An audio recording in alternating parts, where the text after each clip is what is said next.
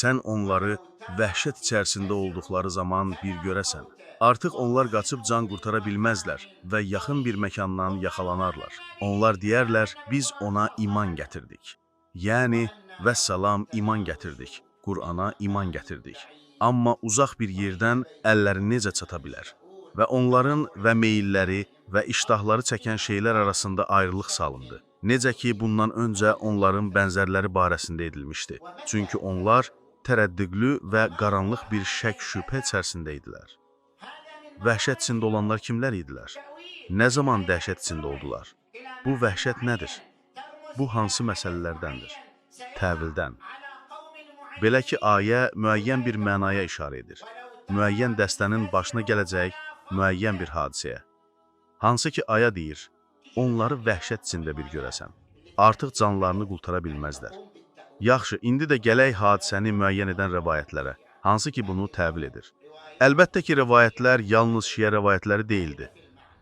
Bu aya barəsində şiə və qeyrilərin də mənada eyni olan rəvayətlər vardır.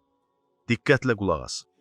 Hakimin Müstədrəkil Hakim kitabında Əbu Hüreyrədən, İbn Abbasdan, İbn Məsuddan, Hüzeyfədən, Ummi Sələmədən, Səfiyyədən, Ayşədən, Həfsədən və bunların hamısında bu rəvayət nəql edilmişdir. Rəvayət də deyilir. Allah Rəsulu sallallahu aleyhi və alihi və səlləm buyurdu. Bir nəfər çıxacaq ki, ona Sufyani deyiləcək.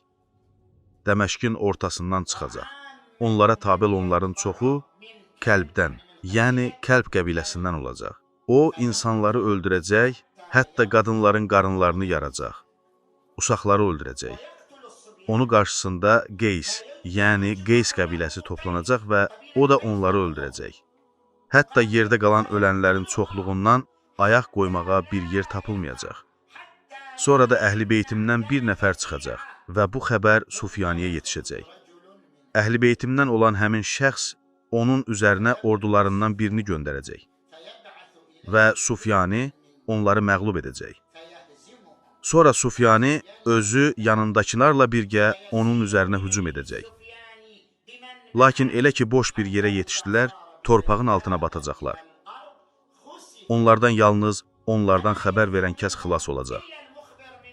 Deməli, onlar torpağa batacaqlar və bu da Allahın onları vəhşət içində bir görəsən, artıq canlarını qurtara bilməzlər kəlamına işarə edir.